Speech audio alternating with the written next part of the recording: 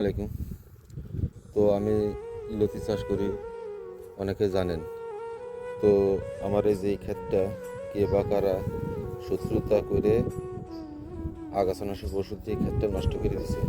এখন এই যে এগুলো কেটে দিচ্ছি, এগুলো কেটে দিয়ে এখানে এখন পৌষ মাসের প্রথম আর 15 দিন পরে ধান লাগাতে হবে। এখন বাধ্য হয়ে এটা পরিষ্কার করতে হচ্ছে।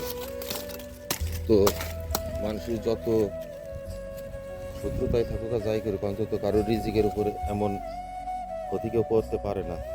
আমাদের পৃথিবীতে এমনও অমানুষ আছে যে একজনের ক্ষতি করতে পেরলে মনে হয় অনেক খুশি পায়, কিন্তু জানে না সে অন্যের ক্ষতি করলে নিজের ক্ষতি হয়।